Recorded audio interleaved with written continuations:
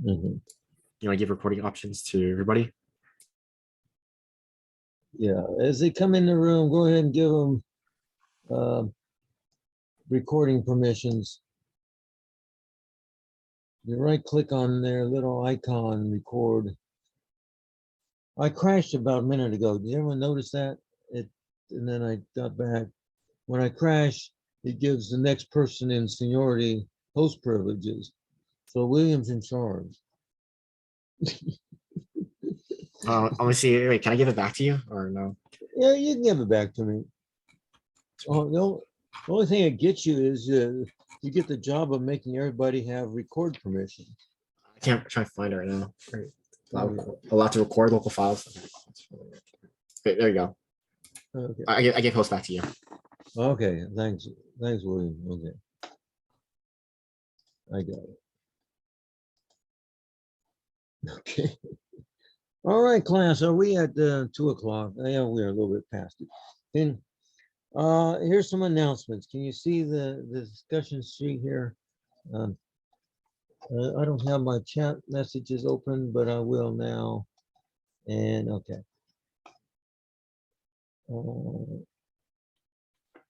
Okay, so the first thing I wrote is, you maybe already knew it. I teach the assembly section, assembly lecture 3 times in a week. And we're here, but I don't care. I mean, I invite you to come to the other ones if you want. If you want to attend 2 of them in 1 week, I don't care. And I don't mind. I never record who's here and who's not. So if you wanted to go to a different section, it's generally the same lecture. You could do that. If you have no reason, just stay with 2 o'clock. It's a good time. It's the end of the week, in fact, or almost the end of the week. Okay, any questions? I'll watch the chat messages next to me. And so next week, there's a big changeover. We expect lots of traffic at CSUF. It'll be really bad, but we have to deal with it. And I know some of you, your instructor is going to mandate that you attend in person. Just protect yourself. Try to keep 6 feet away from the nearest infected person if you can. But for us, it's the green ink. You just simply log into Zoom again, just like you did today. You got it? Okay. Until further notice. I may get a message from the boss of computer science that says, okay, enough Zooming for you. You got to go teach in person. And then I got to do what he says. So for right now, just remember next week, wherever you are, find electricity in the basement of the library, use your own computer, use somebody else's computer, just log in like you did today. Okay. 2 p.m. next Tuesday. Okay, any questions? I'll look at the chat messages from time to time. Okay, is this visible? Right here. I like SI, but I'm not allowed to go there. There's a policy that the professor is not supposed to be present, and that's okay. So I like it. It covers some details that I just ran out of time for. It's unfortunate. So it's a great benefit. SI is a great benefit. And when is the next meeting? It's in about 3 hours. Next meeting is today, right here. And there's the number. Record that for future. And I can't attend that either. They just kicked me out. Okay. So I got an email from a student said there were about 30 of you present last Tuesday at the SI meeting. You actually surprised the instructors were here. Okay, so I know him. He's a great guy and he does a good job. He knows a lot of assembly programming. If you're stuck and you want a good answer quickly, go to the SI meeting, ask him for his email and send him the question. And he posts, Johnson's his name. He posts a lot in Discord.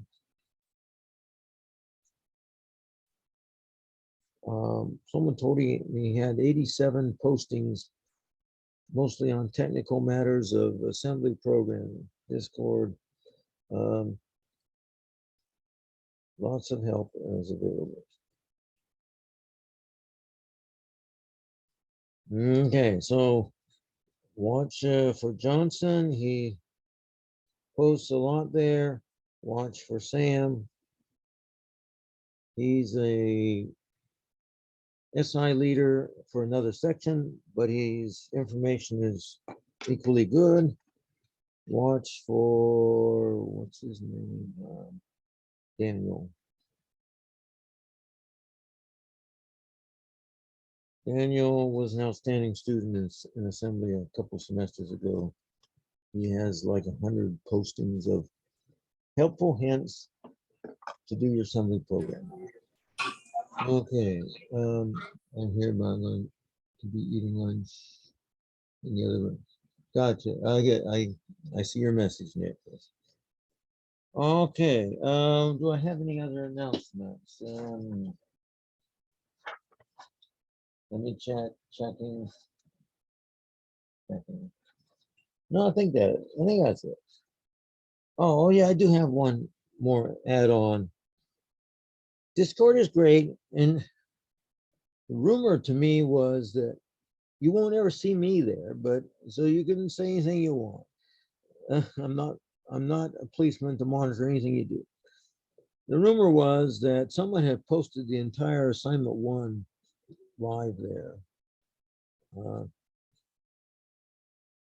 And that's fine with me. I don't care. Yeah, but I have this warning at the end of it. If you download the entire assignment completely working, that's great, but make sure you understand how it does it, because that's where you need to use it, that information. So it's one to have head knowledge about it, but you also want hand knowledge. You want to be able to make it yourself if you had to. Okay. Just sitting and listening to an instructor teach about the piano isn't the same as actually playing the piano. So it helps. I'll teach about assembly programming, but it's not quite the whole thing until you make assembly programs.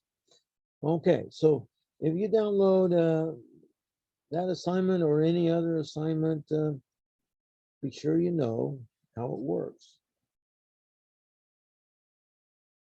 How it works. Okay. It's supposed to be learning material, not just, there's no points involved, so it's not cheating material. It's just, it's okay to learn that way. Let's see, I'm looking at my list of notes to talk about. Does anybody need the recording turned on?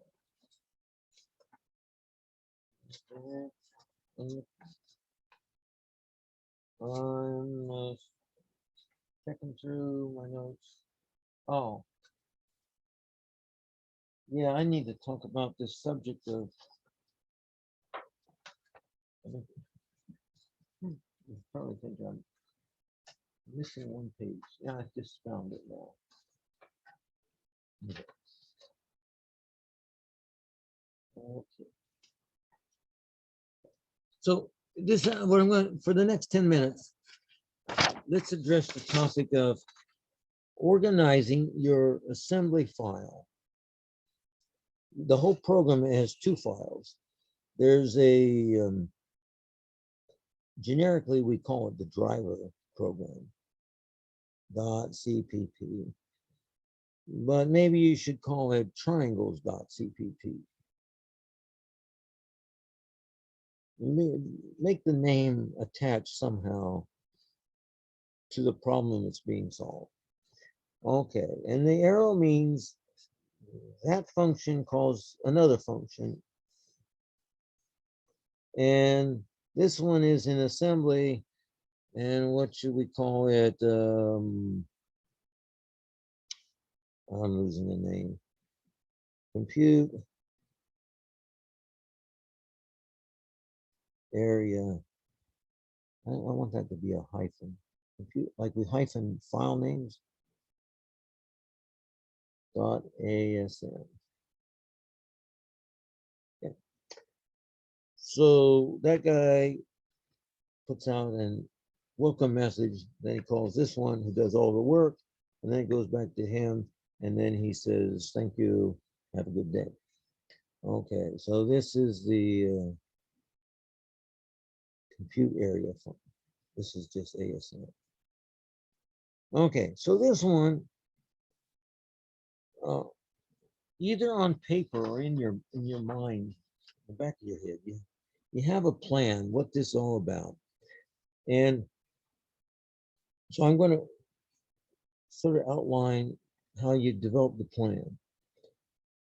When I did it earlier this morning, I was looking at the dialogue that's part of the problem description. In that document, there's a dialogue that says you're going to talk to your computer, you input these things, and the computer outputs these other things. Okay, so here's how the plan works, and I call it block programming.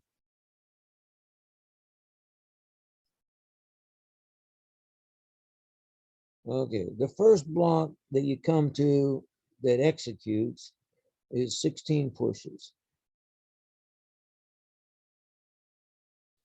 And in your source code, I recommend you give a 5-word description what it does.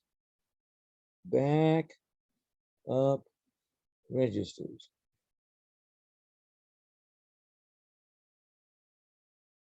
So there's a comment, and then what the comment describes happens right under it, and then there's a blank line. Okay, so that's called a block. The next part is, there's a new block starting. There's a description, show welcome. And then there's a block of statements that make that happen. Output welcome message.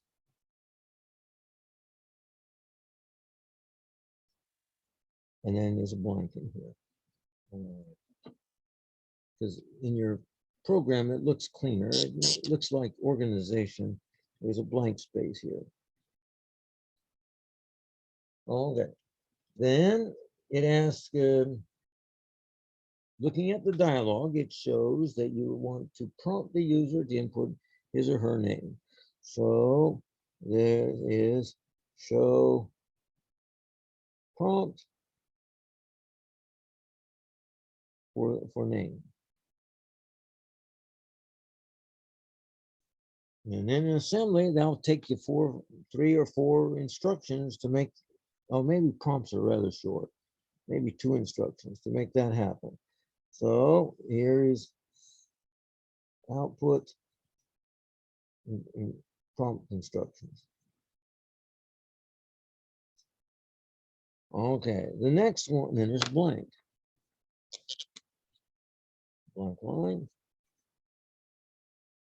And then the next one says, I looked at the dialogue and it says that the user inputs his or her name. So it would say, read in username. And then there's a block that you say use F gets to obtain name and place into. Professor, did you see somebody ask if they can have permission to record? Serafina, I see you now. I didn't see it earlier. Okay, Serafina. Gotcha. Okay. Okay, we got Shan. Any others? I don't see others. Okay. So you see, I'm developing a plan, and then next step, we have to fill in these rectangles with real source code. Let's carry the plan to the end of this assembly file. Okay. So then the dialog says, after you get the user's name, then you show instructions which include outputting the user's name. Okay, do that. Make a blank. There's a blank line.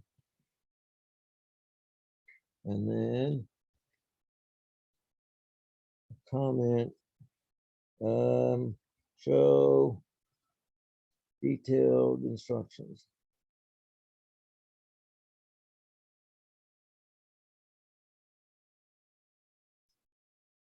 Plus name. You're acting friendly. You're making the customer who paid for this software feel at home. Okay, so there's a block of stuff here. Output instructions. Okay, what happens next? Then it says input 3 numbers. Okay, so blank. And then quote input 2 sides and 1 angle. Okay. So you have to go through a bunch of stuff. This is a big block. Set up for scanf. Okay. Then this is blank, and then is someone asked me earlier today, what if there's one of these numbers is negative? Well, blank. Here's time to check for that. Okay. Check for invalid, we'll call it. Invalid inputs. Period, skip to end of function if one is invalid. Okay, so this is gonna be 10 minutes or 20 minutes of the lecture is how to do this block. We're gonna do it this hour. Okay, so checking. But you have in mind where it comes in this sequence of small segments of your long assembly file. This one fits after inputting the 3 numbers. Yeah, I should look up. I understand, but can you afford to be rude because the oh. Hey, wait a minute. Social anxiety. Well, I do care about you, really. Yeah. When I'm writing, I don't see the chat. I'm 2 feet to the side. Gabriel says he's a little bit anxious. No, you're not cowards. Richard, come on now. Okay. Let me finish the story here. Then we're going to focus in on checking for negatives. That's a big deal. Okay, blank. What comes after this in the plan? Oh, we're going to compute the area. This is also a big one. Compute area. Compute area. And use formula for area.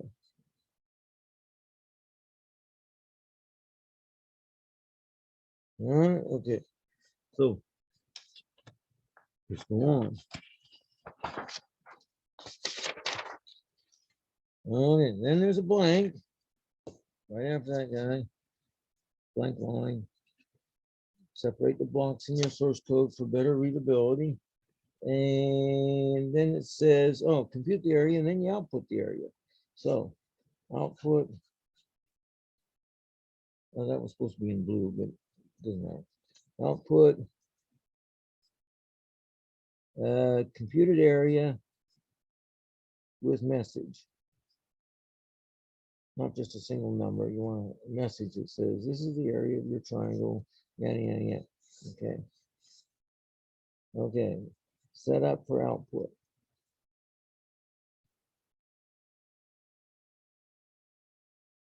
Okay. Looking up again.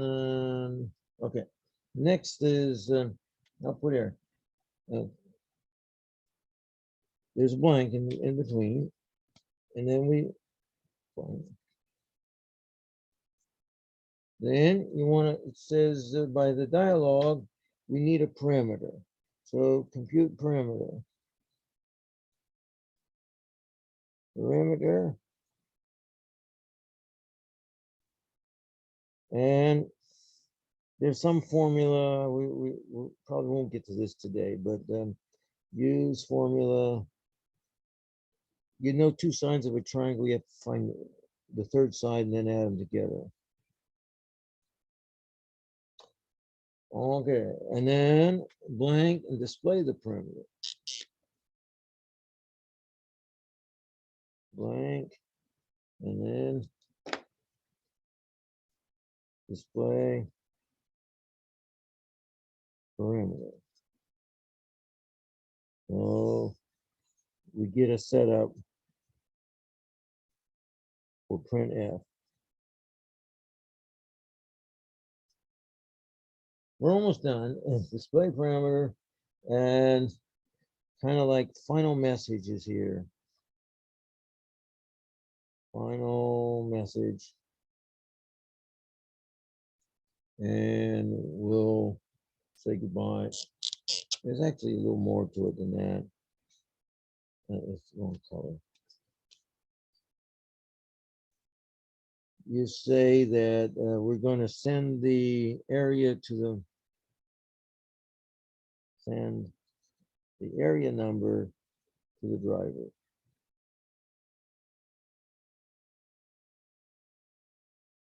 Okay, and then assembly ends with RET, short for return. Okay, so this is not complete. The blocks are not completely independent of each other, but you could leave out some of this to get a shorter program working. For example, you could leave out all the information about perimeter. You just write a program that doesn't do that part. You could write a program that doesn't do checking for invalid inputs. You just skip it or hold it over until later. That would be, this piece could be dropped out, and the rest, the user has to input valid inputs. But you can leave that out and assume that you test it with only positive numbers, and you could check the other parts of it. So there's no enforcement here, but I recommend it as a style of getting started in assembly with an assembly program, is that you subdivide the big problem into these blocks that have to be programmed. Okay, you with me? Okay, let's focus on, which one did I say? Check for invalids. This was a question that came up by another student earlier today. I think it's worth we investigate it. Okay, so.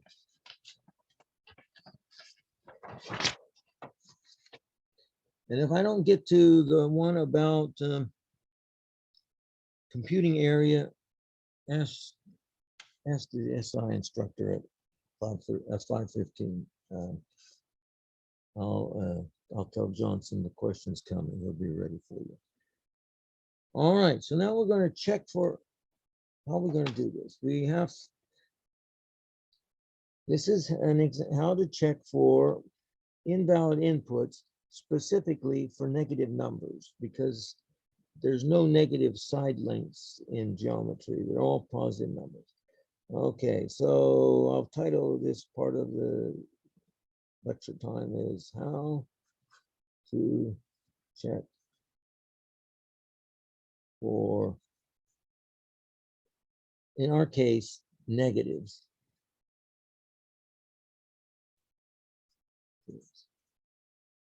Okay. Let's lay out a plan. X, this is still comments in your programming. XMM 15. We'll say that's the angle. XMM 14, side 2. XMM 13, side 1. I'm checking, looking back. No new messages, I don't think. Okay. All right. So there's a block that put you inputted 3 numbers, and they've been stored over here, here, here, and here. Okay. Let's set up that XMM 12 is the number 0. It's not there yet, but it's going to be. And then we're going to compare, let's say, 0 against side 1. If side 1 is less than the 0, it's invalid. And then we're going to skip over all the statements to the nearly to the end. You know what? I actually forgot one thing. It just occurred to me. Let's move return way down here. There's a block of 16 pops. Okay. It come back to me. If you do 16 pushes at the beginning, you have to do 16 pops at the end. Okay. We want to put the stack back into its original state as we found it when the function started executing. Okay, to continue.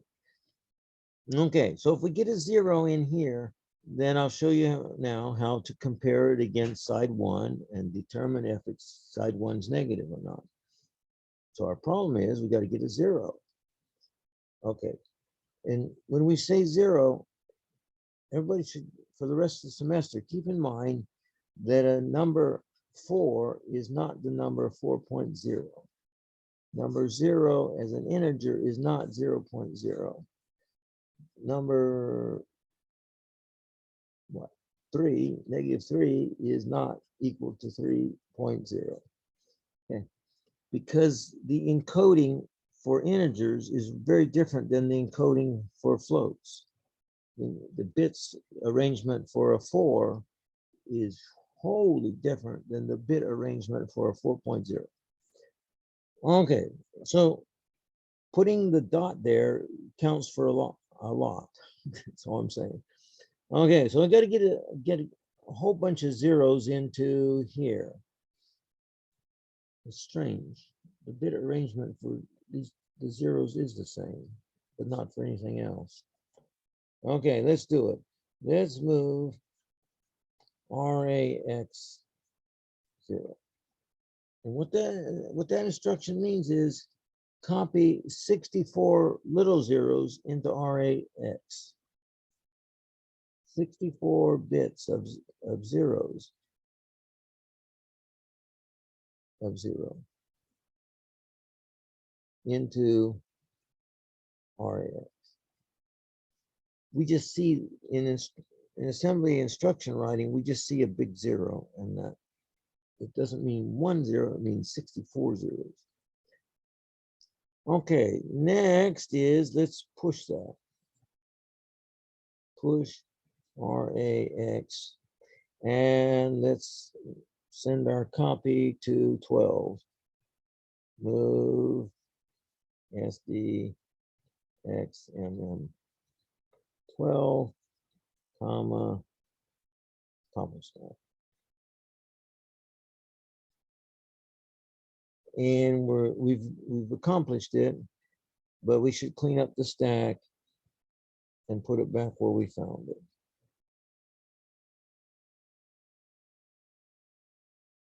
Okay, we have a 0 in 12 now. Let's now check side 1. We want to find out, is it negative?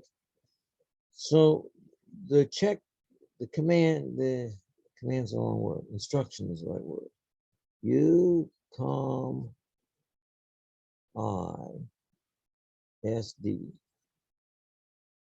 That's long, a lot of letters. It's not as short as push and pop, but it works. And we're going to compare XMM13 with XMM12. Okay. So remember, this is side 1, and this is 0.0. All right, along with UCOMISD, there are, we call them jump instructions.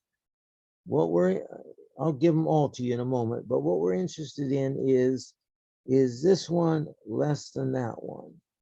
In which case we've got a negative and we got to get out of here.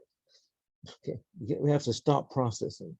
So it's J, what did I say, less than or equal to 0. JBE. And I have to make up a name. Name is finalized.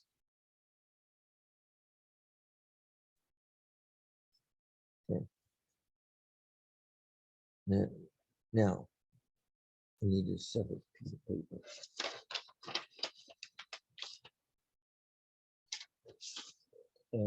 Where's that plan we had?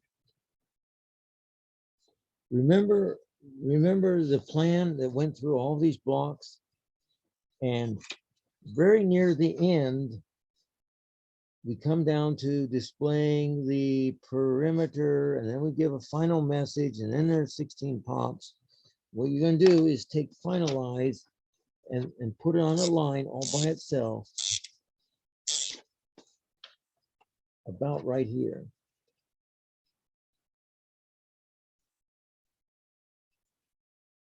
With a colon. So that's not an executable statement. That's a marker. It just marks that position. And then, where we have it? It's right here. Okay, now we're going to learn these abbreviations. That if this one is less than that one, it means it's negative, and then execution jumps to that place called finalize, and you notice it's almost at the end of the process. It's almost at the end of the function. We found one error. The user has to rerun the program and try again. All right, so we're going to deviate now. Hold our finger here and come back to this in a few minutes. Where is, any questions about that? Okay, nothing. How do I get this kind of paper? I don't know. Kind of lightweight stuff. Okay, so this is a side discussion about comparisons. UCOMISD starts it off. And okay, and then there's 2 registers over here. XMM0, XMM1. Okay, so we have these commands that come right after here, like JA, JAE, JB, JBE, JE, Any. Okay. And they correspond to, A means greater than. That corresponds to XMM 0 is greater than XMM 1. That corresponds to XMM 0 greater than or equal to XMM 1. B means less than. XMM 0 less than XMM 1. XMM 0 less or equal to XMM 1. XMM 0 equals XMM 1. XMM 0 not equal to XMM 1. I think that's all the outcomes that are possible. So a programmer puts this in the source file, and then execution is expecting one of these directly below it. So it's like saying, if it's true that this one is greater than that one, JA, and then, oh, if you're checking for this one, then you'll put this command right under u,isd and tell it where to continue execution. Part 3. That's a made-up name. And that made-up name is a marker someplace else in this whole program, either higher up, further down, but someplace there has to be a marker with a colon after it. Part 3 with a colon. Okay. So what it means is that this program executed and it found this to be true, and therefore this statement is going to send it to part 3 for further execution. Okay. If it found this not to be true, then it doesn't go anyplace else. It just goes to the next line below it. Okay. Can you visualize in your mind? There's the rudiments of an if-else statement right in front of us. So I'm going to show you how. Let's suppose you're going to implement this. I should look up. No question. Yeah, I'm wondering. No questions. I'll come to a big pause place and say, and let you ask me. Let's suppose you had a C++ expression in mind. XMM3, are you greater than XMM2? If so, C out XMM3 and add 1 to the counter. Else,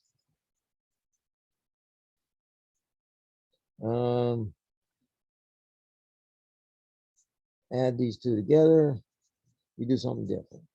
Equals XMM3 plus XMM2 and C out XMM2, XMM4, and quit. Okay, standard C++ statement. Some places they call this the then part. If true, then do this. If not true, do the else part. And this is called the else part. Then and the else. Okay. Standard stuff. We have the same standard stuff in assembly. Let's do it right now. Okay, so I'm interested in comparing XMM3 with XMM2. U, com, I, SD. And for your homework, you can think of XMM3 as being all zeros. Then you're checking to see, is my register negative? But anyway, let's continue. XMM3, comma, XMM2. That's the if statement. Okay, so we want to know, let's say we go for greater than. That would be, this then part happens when the first one is greater than the second one. Jump, that's above. Jump A, okay, to then part. Okay, so if it's true, this is greater than that one, then execution resumes at a marker called then part. And if this is false, it's going to do the else one. Else part is here. The else part says you have to add these two together. I really don't want to do all that assembly. It's so long, it takes so long to write it all. ADD XMM, what do I have to do? ADD XMM3, comma, XMM. It's actually ADSD. XMM2, move SD, XMM4, comma, XMM3. And we have to print, I don't want to write all that, just too much writing. Print F, XMM4. That's the else part. And then somewhere else in your program, you have to put this marker, then part. So then part with a colon. The then part says output XMM3. So print F, what is it? XMM3. Say that's, we know that hasn't been set up properly, but I'm illustrating if then else. Increment RAX, and then we're done with the then part. Done with then part. Okay, so watch this. There's a little glitch, but it's fixable. There's two cases here. Either the first one is greater than the second one, or else the first one is less than or equal to the second one. Okay, so we do this check, do this comparison, and this says jump ahead if the first one is above, that's the A, above, meaning greater than the second one. Does that match our, yeah. I think, I don't know if I got it forwards or backwards. If it's greater, you know what, technically, I should have done the below. Can I quickly switch it? B, that's a B, JB. Okay, so if this one is less than that one, that means back in C++, it failed. It better go to the then part down here. So if this one is less than that, it goes to then part and it executes this. If it's the opposite, this is not less than that, it means it's greater than that one, then it executes this part. But that's where the rub is. When it finishes executing these three, where does it go? It goes to straight on down. It does this one too. It ends up doing the else part and the then part all together, and that's not what you intended from the if else in C++. You intend that it do one or the other, but not both. So the fix is we commonly insert here a JMP. We need another marker. Continue.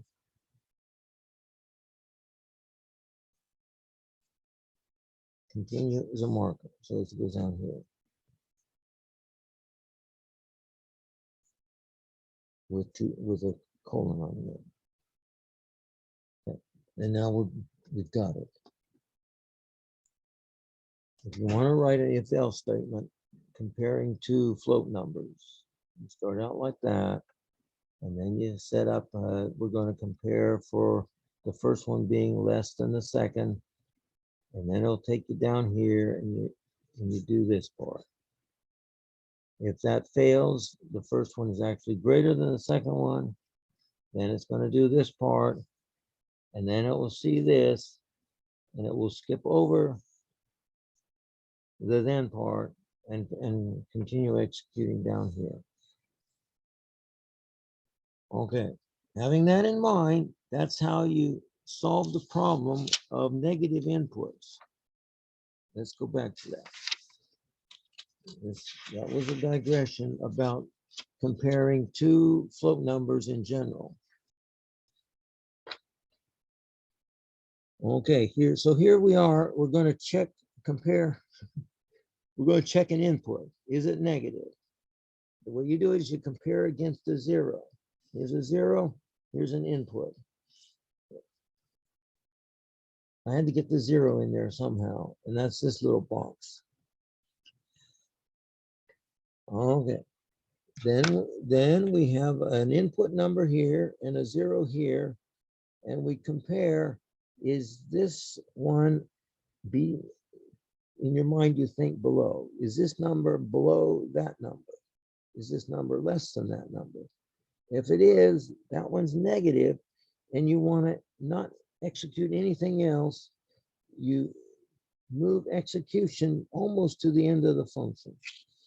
And I lost my page where I put that in there. Okay. Mislaid it. I don't know where it went.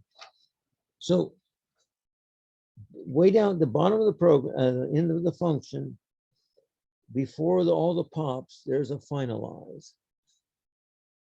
See if I can write that. F-I-N-A-L-I-Z-E with a colon. So it says that if you discovered a negative input, you don't do any more processing. You go to the popping everything, and the function will soon end. Right? Then you repeat this again. You check the next number. The next number is side number 2. It's in 14. So there'd be a U, COM, ISD, XMM 14, XMM 12. You're comparing the input number with these bunch of zeros. If this one is less than those zeros, JBE, send it off to finalize. Do it again for the third number. Just same two statements, except it's a 15 now. And you send it to finalize. If it gets past all 3 tests, then we're ready for the next block to work on the next block. I gotta find that page where the next block is. Excuse me a moment. I think we are here. So we were checking all this stuff, and now we got past all the checking, so it's time to compute the area of the triangle. So let's pause here. Here's a major. Yeah, I was about to, Yeah, I'm reading the message here. yep. Is jump continue the actual syntax? Yeah, yes, but not with no hyphen, only a space in between. Jump, JMP continue with a space, and that's actual syntax. How does the program know where to jump to? Because as far as I know, the thing reads the whole program, or it reads the whole file before it compiles. Yes, So it knows where you place the marker. See, here is a jump to finalize, but you've placed this marker in the proper place. I'm recommending near the end of the whole function, just before all the pops. So it will jump to that place and the program almost ends then. Now you're free to put that marker in the wrong place and get garbage results. You have to use the knowledge of a programmer to place it where you want execution to continue.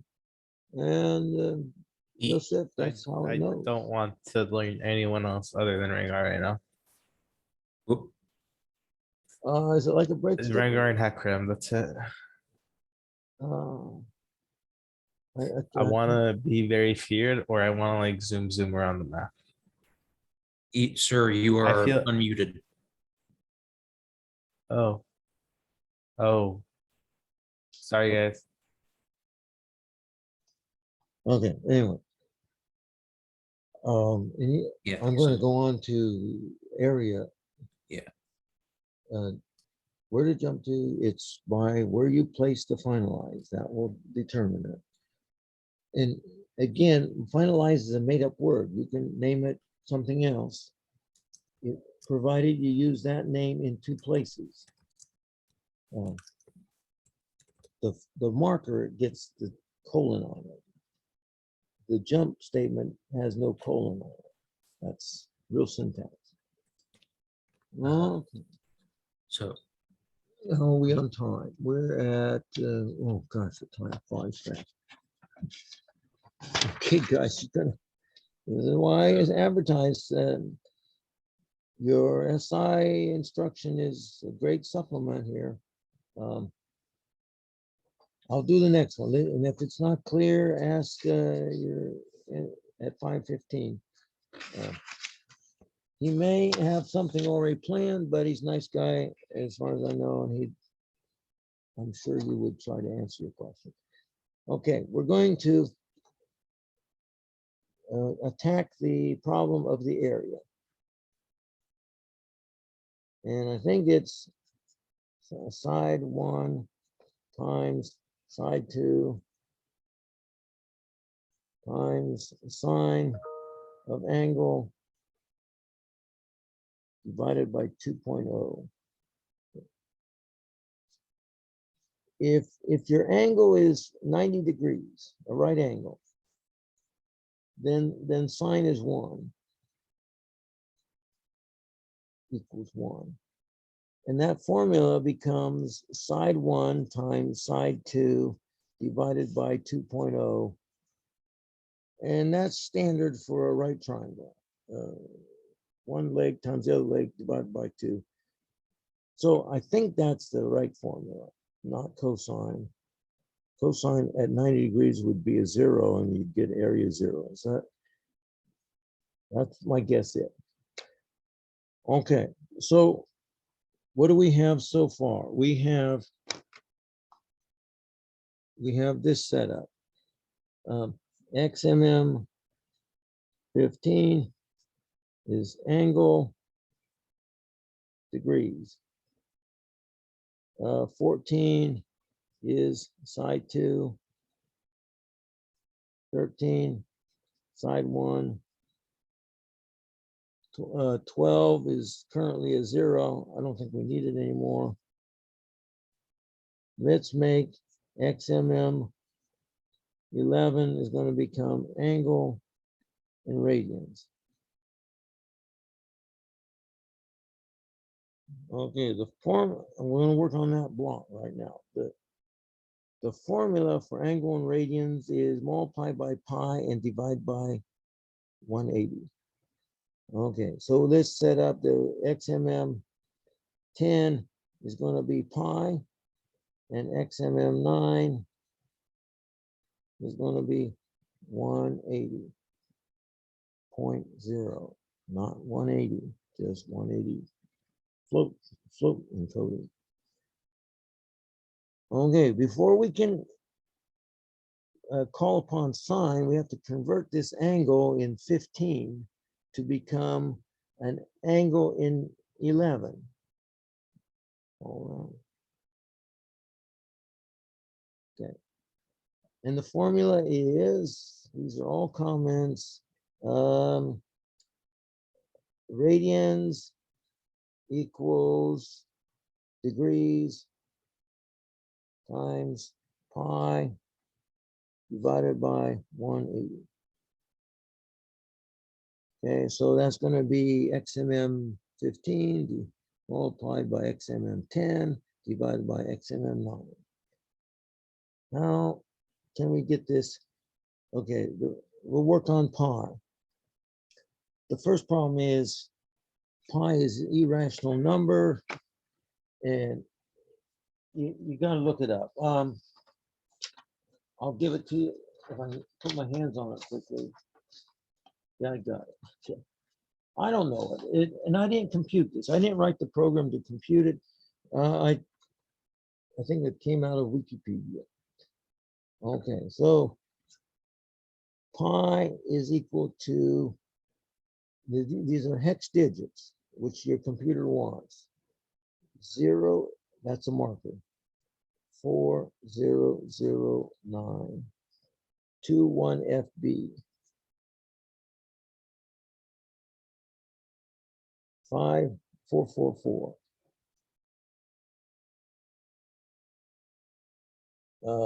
Can't read my handwriting. 2D18. 2D18. Okay. So as scientists, you recognize, you should know that a hex digit has 4 bits. And these are groups of 4 groups of 4, that's 16 hex digits times 4 bits is 64 bits. This is a good number for a 64-bit computer.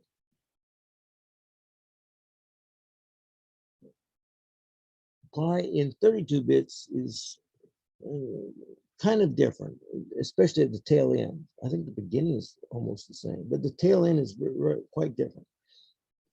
All right, so we're going to get this number into XMM10. I hope to get this done before this will 2 minutes. We're going to turn it over and Dick's going to show you how to debug programs. Okay, so here we go. Move a copy into any of the available registers of the R type. But let's pick on somebody different. RBX, comma, 0x. I have to write that long thing with no spaces.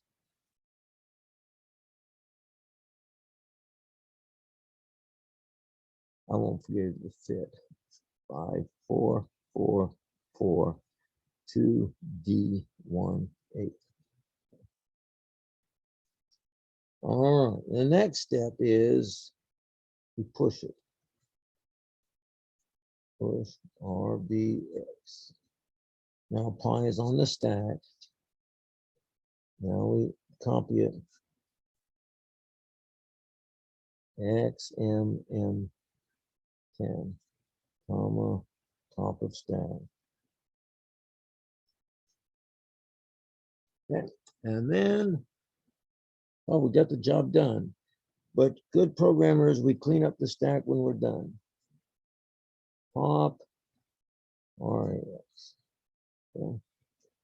So this little subblock of coding, what is its purpose? Its purpose is to get pi into XMM10. So it's right here. This is what we wanted to happen. All right, now we have, let's work on getting 180 into XMM9. And this is a tough, no, it's not tough. We're going to call it you got to learn all these instructions. This instruction converts integer encoding to float encoding. Let's put a copy of 180 someplace. RCX 180. The R registers, which we call general purpose registers, they love integers.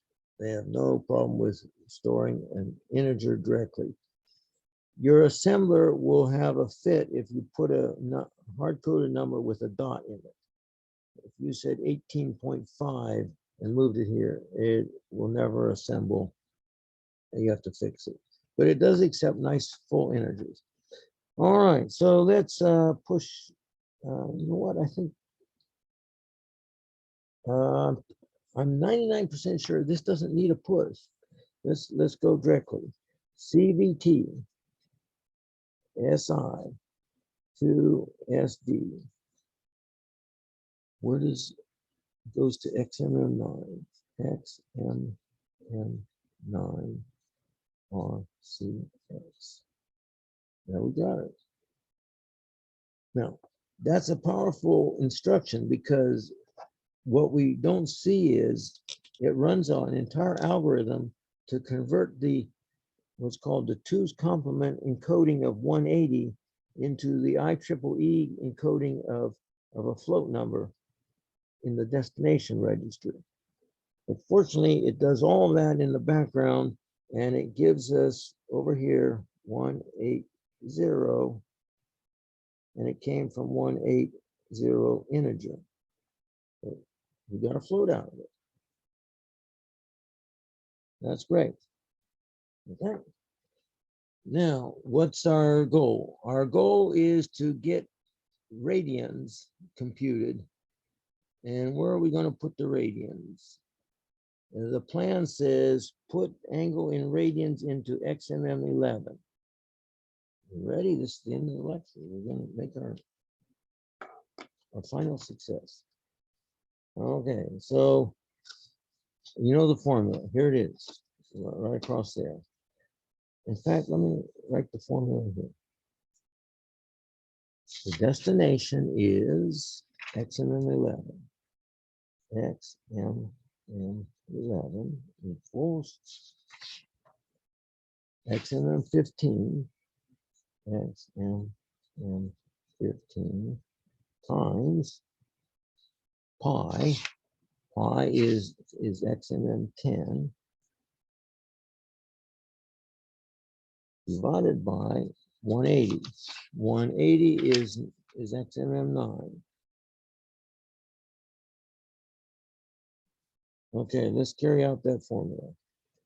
And it all has to end up over here. Move SD, XMM11, comma, XMM15. What do we have? We have the angle in degrees is here in the destination. Okay, let's multiply it by 10. XMM11, comma, XMM10. Good, we're getting closer. Let's divide that answer by 9. XMM11, comma, XMM9. And we're success. Done. XMM11 holds angle in radians.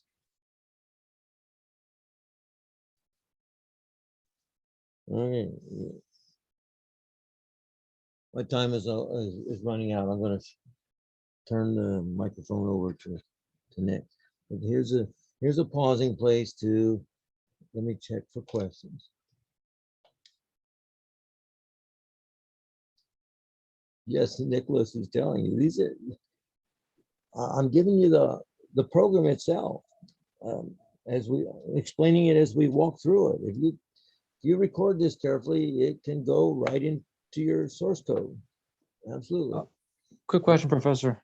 Yes, go ahead. So in the mol SD, you're multiplying XM11 to XM10?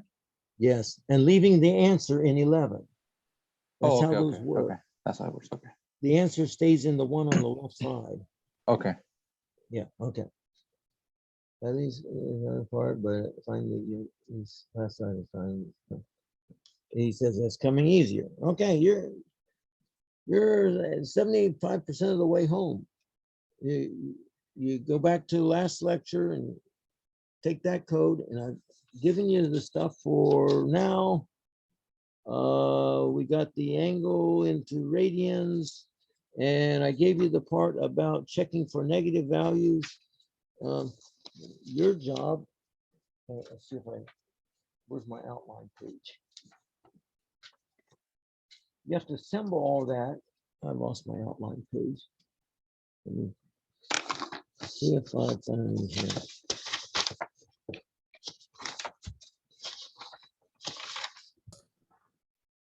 Okay, I call this the outline Oh. page. It shows block after block after block. And a block of stuff to do. Some are rather simple, like prompt for an input. Some are more complex, like checking for negative. Computing for area needs the sine function working on radians. That's what we were building today. And after you compute area, then we go into output the area. And then you're gonna use a formula for perimeter and display perimeter and say goodbye to everybody, and then 16 pops and you're done. So I'm been giving you the exact programming statements that fit those different blocks. There's just too much to do in 1 hour, of course. I am wrapping up. That was the last review. Does anyone have questions for me? Now, I'm leaving that. If you want to resume the discussion, feel free. I shouldn't speak for him, but I am. Ask Johnson to do some of this for you at 5 o'clock. He can resume where I left off. I hope he has a copy of the assignment. I think he does. I'm wrapping up now. When programs become complex in C language or C++ or assembly, there's a tool to help us debug it. It's called a debugger. GDB is its name. Okay. It's part of this course. And usually I introduce it about the 5th week, 6th week along then, but Nick's going to give you a preview of how this works. It's when you have a running program and it's producing all wrong output. Numerically, they're just wrong. How do you track it down to find out where the bug is? Well, this is a helpful tool that the professionals use. It's not a toy that's stuck into some IDE interface. It's a hard-coded industrial strength debugging system. GDER, whatever. Okay. It takes quite a few days to get really good at it, but Nick's going to give you an introduction to what it can do, and it's part of the course. We'll get involved deeply, as I said, in a few weeks from now. Okay, I'm going to be silent now and leave everybody else take charge. Nick took charge. So close it. Here we go.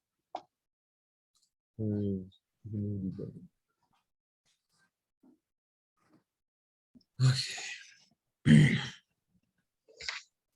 You guys get to reap the benefits of me not remembering much or misremembering things from my previous from when I took this class. So I get to walk you guys through this the correct way. Also, let me know if this is too quiet or not to speak.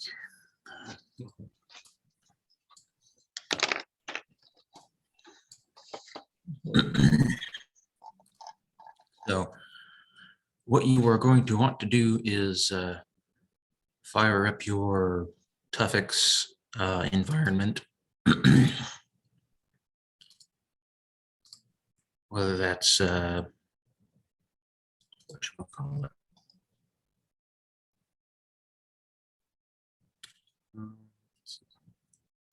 So date and time is nice. And another thing I probably did wrong was try to use an example that involved a string when the registers only hold the address of a string.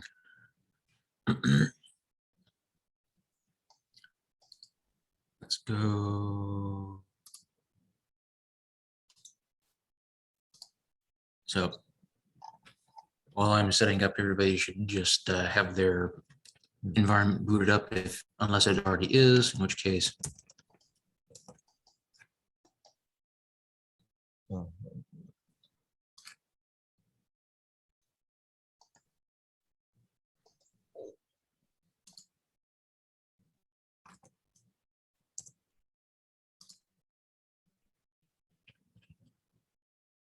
let's see.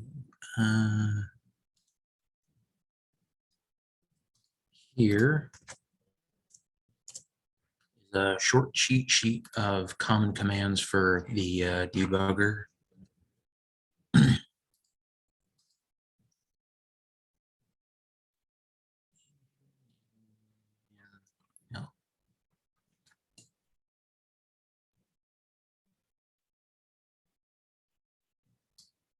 And it's sort of the same thing.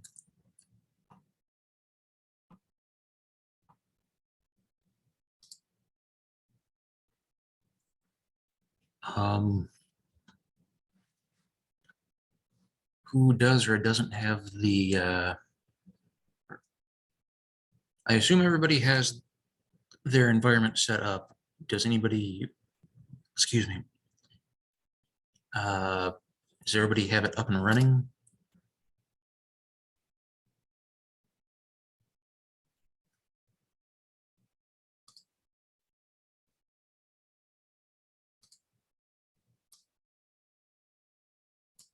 Yeah, that's why I'm not hurrying along for time.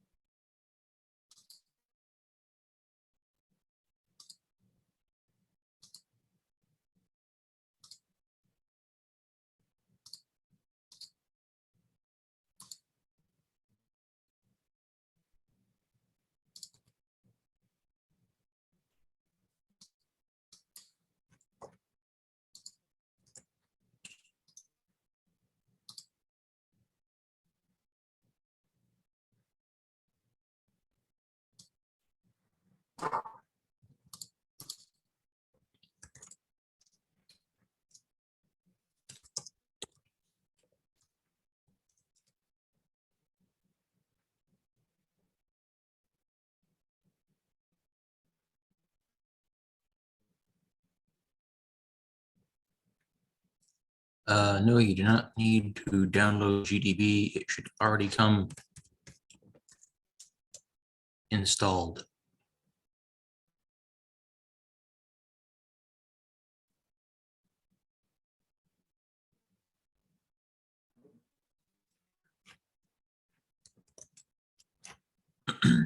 So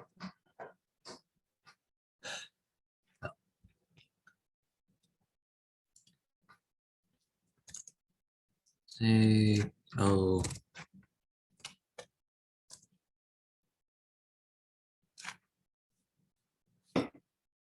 so /current.out is how you run a program outside of GDB. So as far as I can tell, because the course I already took or originally took this at was at Fullerton College, and they technically had a Linux system that was different from the Tufix environment.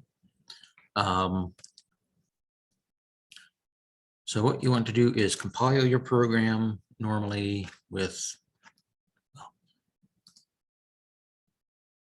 basically NASM or whatever it is. I just use the run.sh thing. To hurry things along.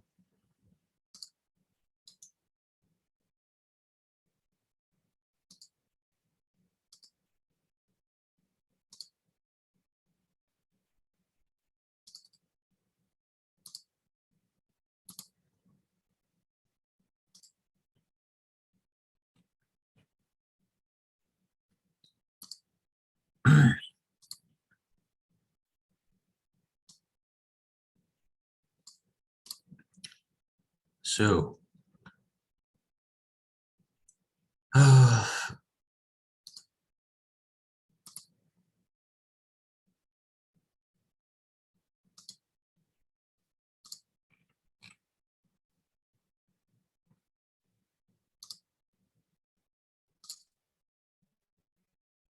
okay, well, I think I can just demonstrate things now. So you have your assembling, your C code, and all of that. You use the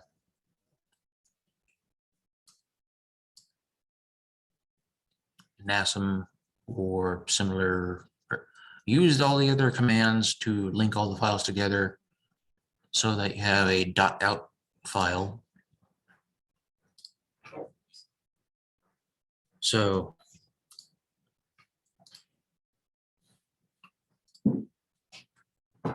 to use the debugger on that executable, GDB, and the file name in this case,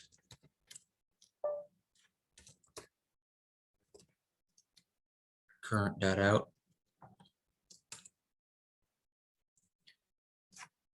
And you see it says it has the startup thing and the link to the documentation. Type appropriate word to search for commands related to Word. Reading symbols from current.out. No debugging symbols found in current.out. So as an example, going back to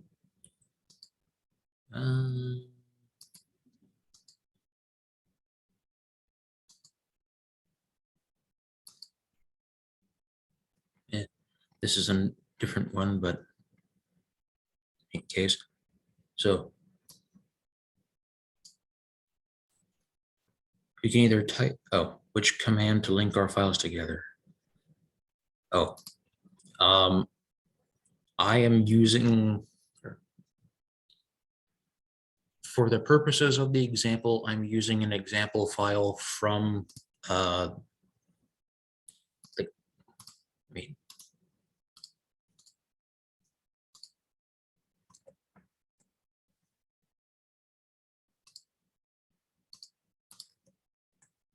from this, just to use as an example. But for example,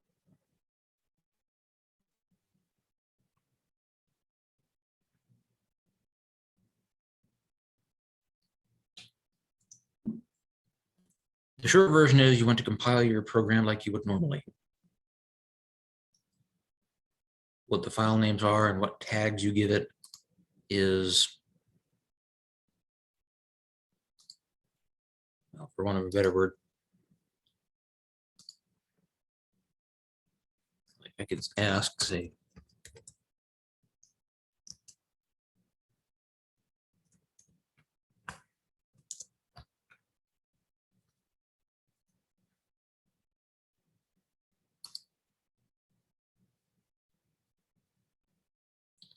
you and like look at the documentation for this, but for the moment, I'm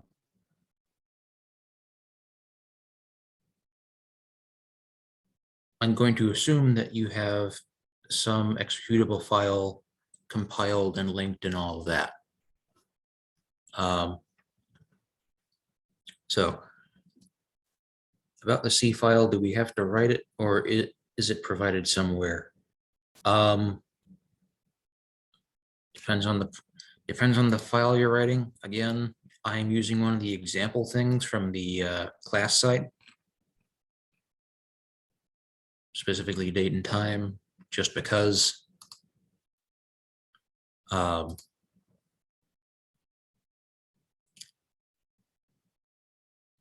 Technically, we have to make our own run.sh file for the assignment. No, technically, all of the things in the run.sh are just things that you type into, things that you just type into the command line. Like when I went sh run.sh, I mean, the .c file of the assignment. I mean, yes, you have to write your own C file, which will point to the assembly language code.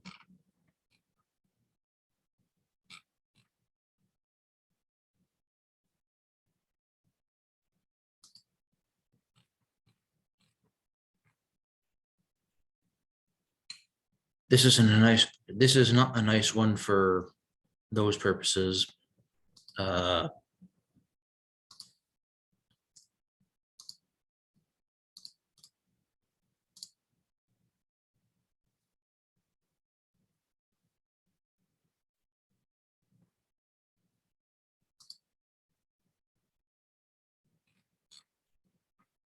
like in this case, for a good morning thing, which just reads in and spits out things.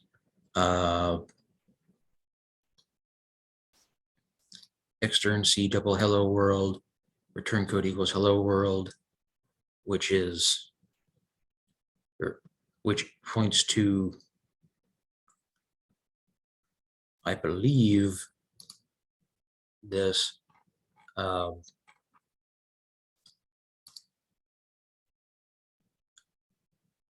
like you can use an existing file and overwrite it. Which part in .asm will call the .c? You have it backwards. Here I was going to do a walkthrough on the compiler. Nothing in ASM will call C. The C thing will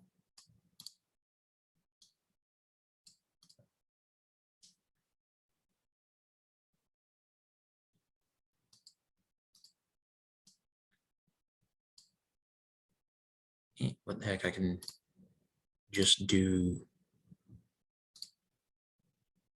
this. Say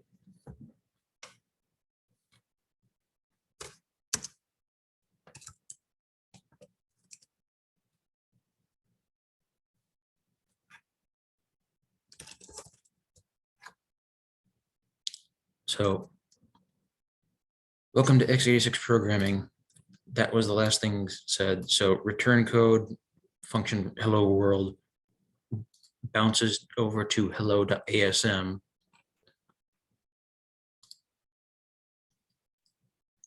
Which then says, hello programmer, what is your name? And then doesn't wait or waits for a response. It is nice to meet you.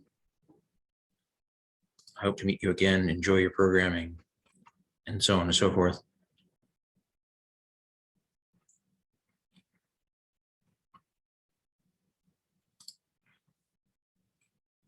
And then show initial message, prompt programmer's name, obtain username, reply to user, show the farewell message, then return, how do you get an input from a user?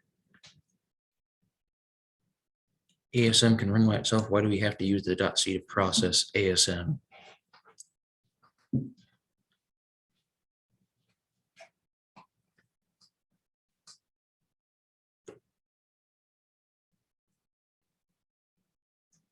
I mean, strictly speaking, I don't know. You'd have to ask the professor why the class is structured like that, because when I took the class I took, we also just programmed straight in .asm files for the purpose of this class. Not sure. However, before we get too off of topic,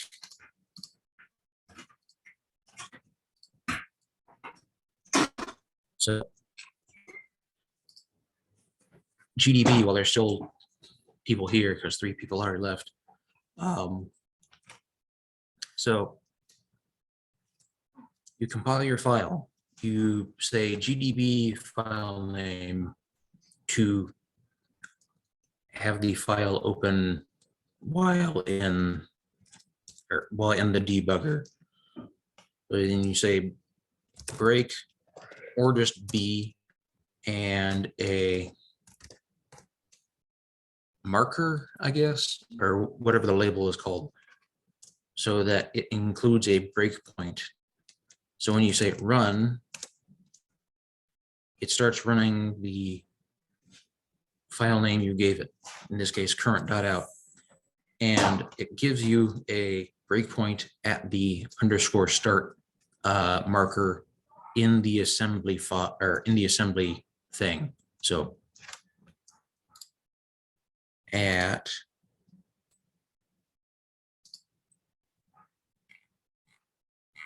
because this is the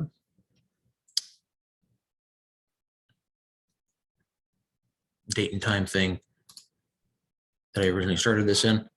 So the _start is like the head of the assembly file. So things you can do with this that you will probably do a lot.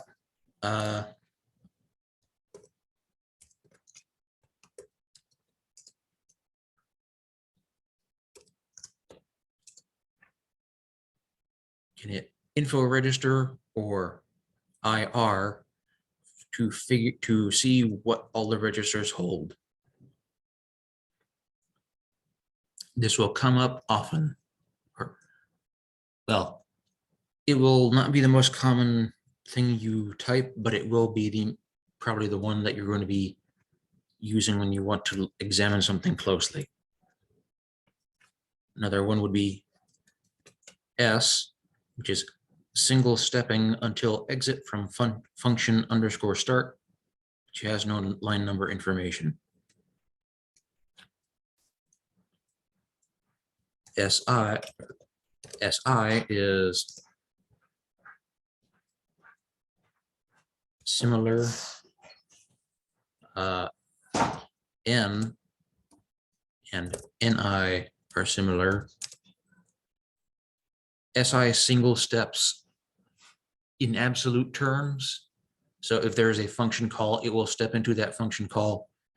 N will step forward, and if it's a function call, it will wait for the thing to return from that function call before stepping forward. So it's how you step over function calls. So let's see. So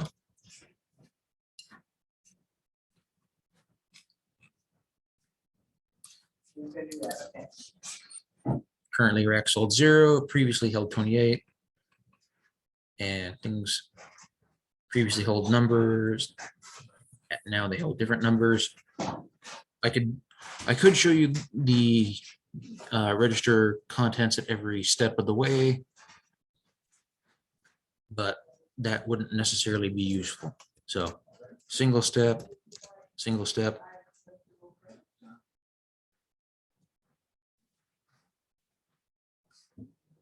Then it actually hit the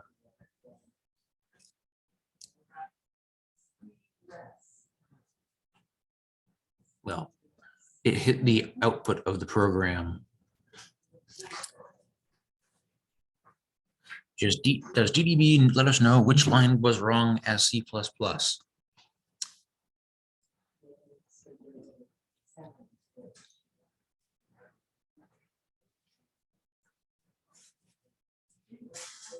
I'm trying to think of a way to make a bad line real quick.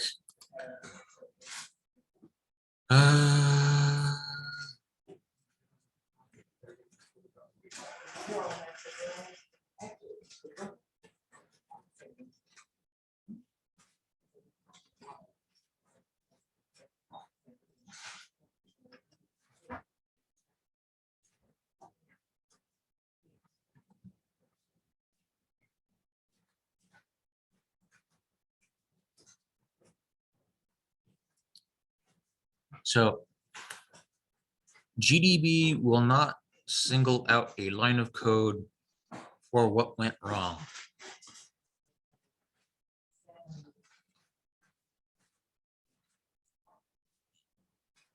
It will allow you to see what register holds what at what time.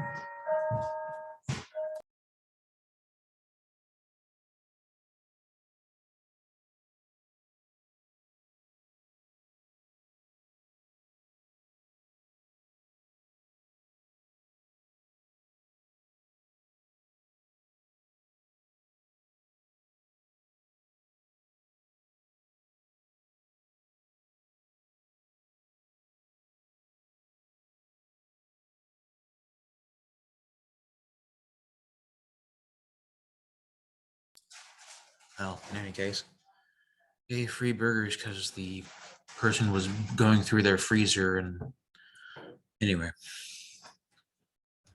So how do we look in the whole program to look for the bug if GDB does not point out the specific wrong line? I'm glad you asked. You are going to have to trace what should happen and where. So for example, if Rax is holding a 1 and it shouldn't be holding a 1,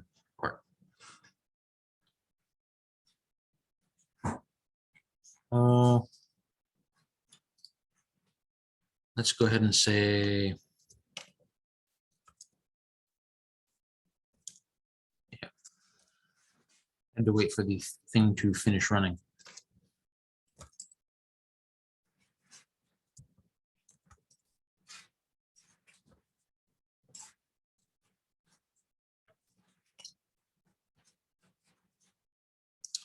So it just shot right the racks that should not hold the things. The program is going to run to the best of its ability, no matter where your error was. You are going to have to trace out what should be happening and where and when by yourself. So, let's go just for example. So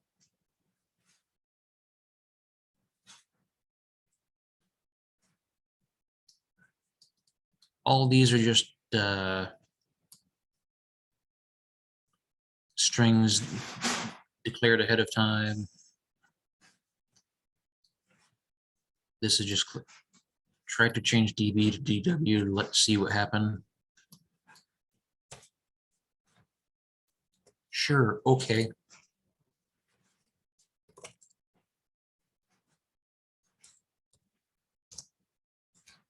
Oh, what was it?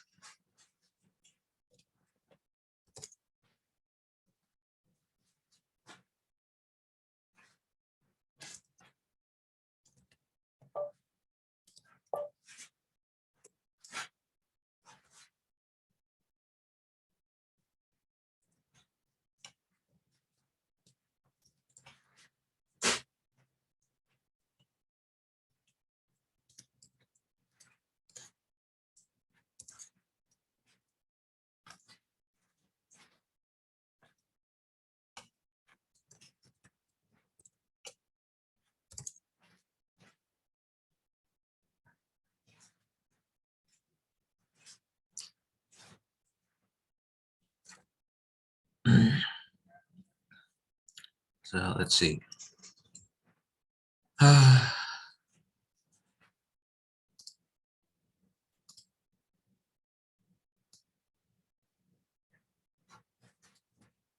Yeah, just wanted to, it'd just be easier to just sh run.sh.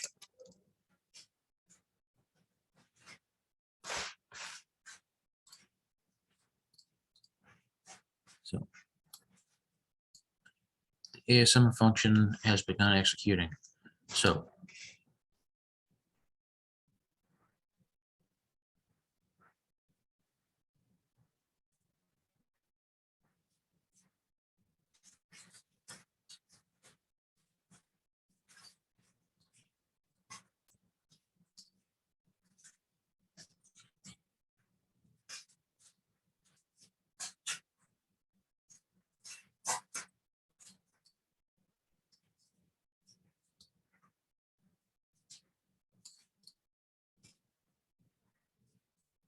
it just gives a bunch of hex code.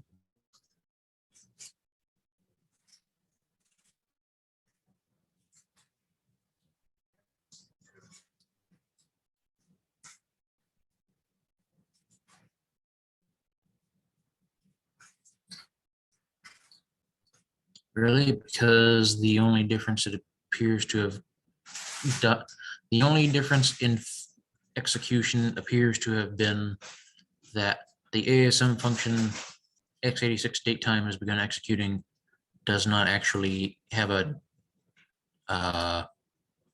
new line. That is very hard to find out what was wrong.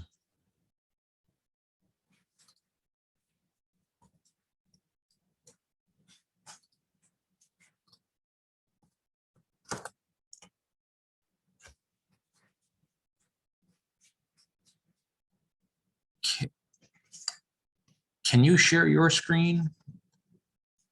Because I'm very confused as to what you're talking about with it just gives a bunch of hex code.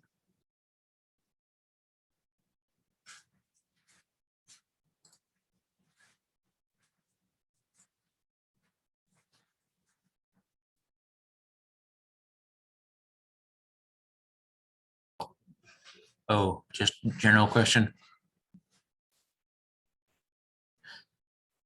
What do you mean it just gives a bunch of hex code? Because, or are you referring to the what the registers hold?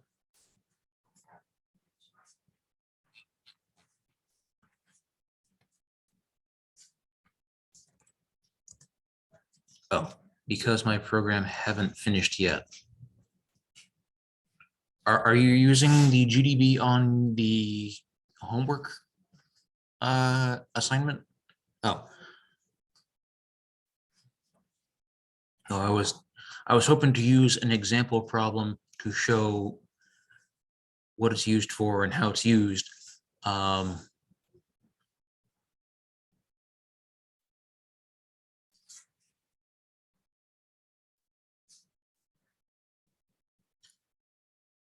I mean, I could try to, or I could stop screen sharing on mine. You could try to screen share if you want, or if you were okay with other people seeing your code.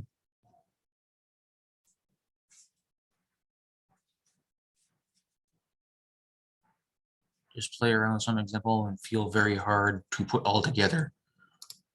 Okay.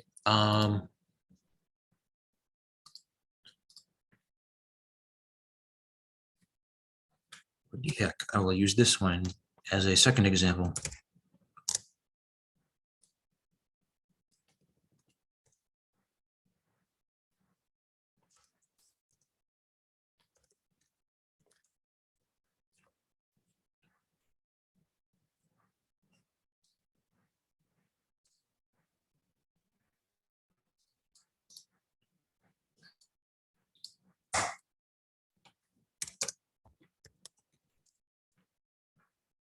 So technically, the breakpoint does not have to be at the start of the program. It could be at some other thing in the program.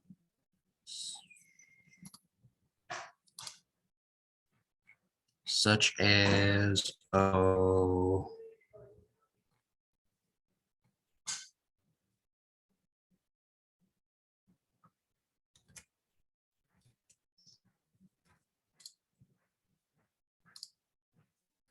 see if we can't do something at global. Nope, can't do that. It should be something where you can create, are we going to be in person next Tuesday or no? No, or like it says on the class website,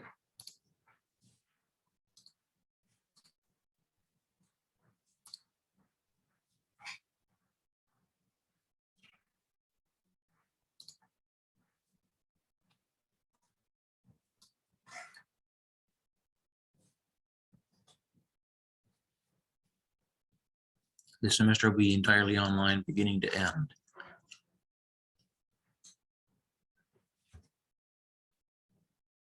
So to try and do this again,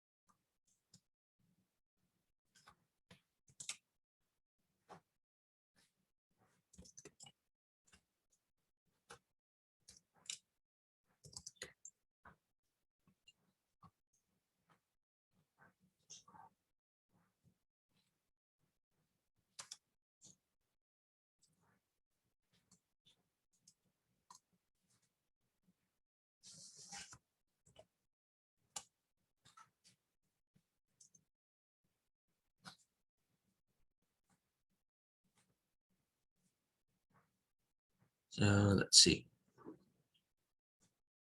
So like here, for example, the step went from 28 being in racks to 0 in racks. And RCX went from this number to the same number, but RDX went from this number to 0, and so on and so forth. So can I have a question related? Oh, actually, and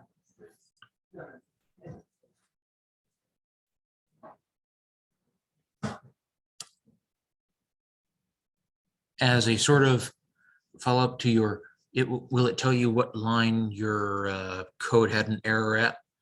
Not strictly, but you can see what line you are on at a given point and in what file you're in.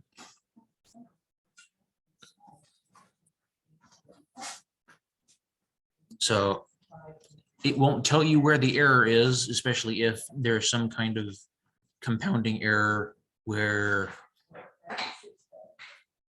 you do some setup, but the first set of the step up is where the error is. You're going to have to, the error will occur, but you'll have to trace back from that to see where the error, where the initial, where the incorrect thing happened is not going to be where the error happens, but it will be somewhere before that, if that makes sense.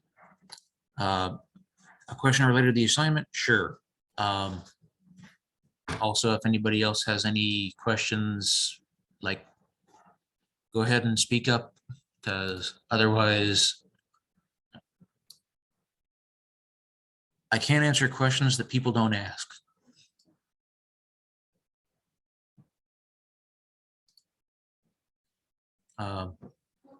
Good morning, one. Please enter side of 1, 2, and size degrees of included number, blah, blah, blah.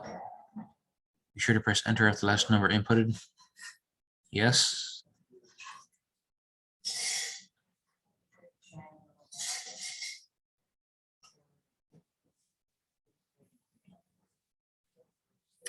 how to put the user input name into message. Okay.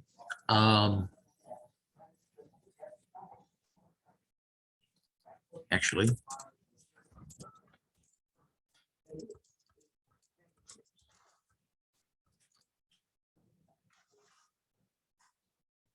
like this.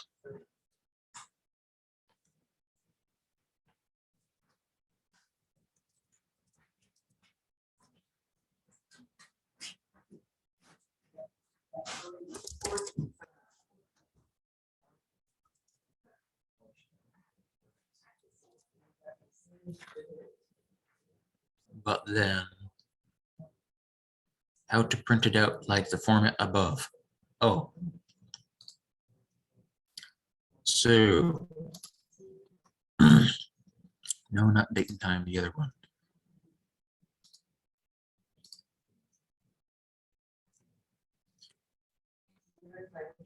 So all this is just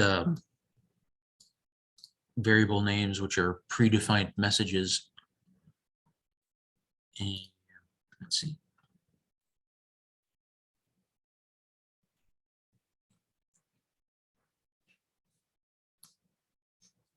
The hello and so on thing. Example code kind of gives a step-by-step guide of how to take in a thing and how to print it back out, or how to store it for printing later. So prompt for programmer's name. Move keyword rack 0. No data will be printed.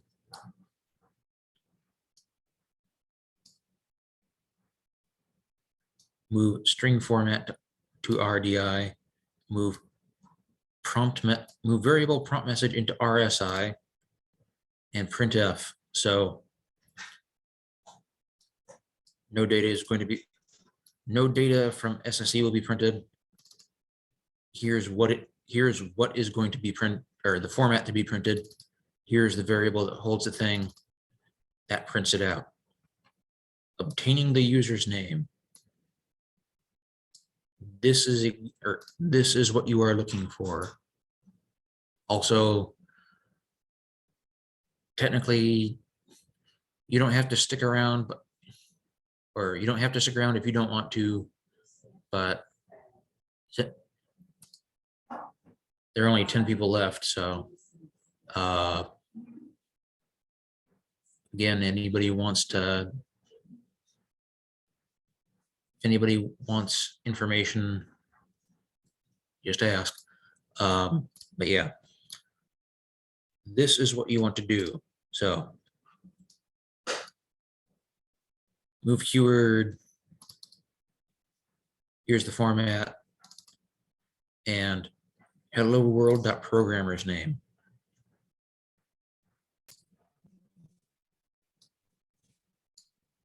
This is a variable that was created up in the segment.data section.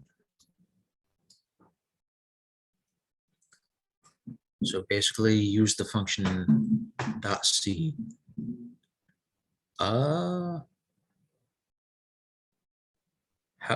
But then how to,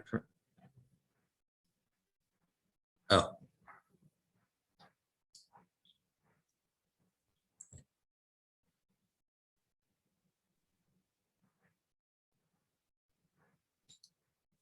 So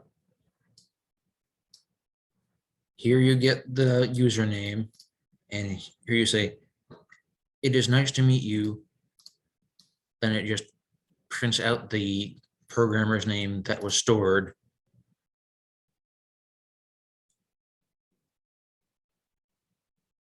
And then it says, "I hope to see you again."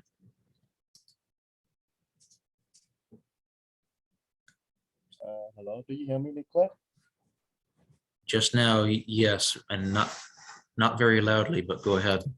The thing is, the question is, I try to print out the part like the name after, like the part like good morning horn, something like that. But the thing is how to print out the good morning first, and then the part, the name from the user input, then continue print the rest of the things, and then pops up another one to put like two side and angle. Cause it kind of like I just kind of mix around with that like a day, but it won't work. So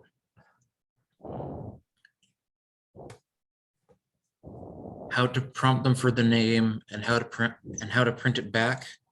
Yeah, cause my program is just run, and I can able to let's see, I can put like Like, please enter your name something, and like I can enter the name, but after that, so it's gonna be print out some message like good morning, the name, I have it just enter in, and something like enter something, then it's gonna be have the option for enter like the side and the angle, So- so I just stuck there. so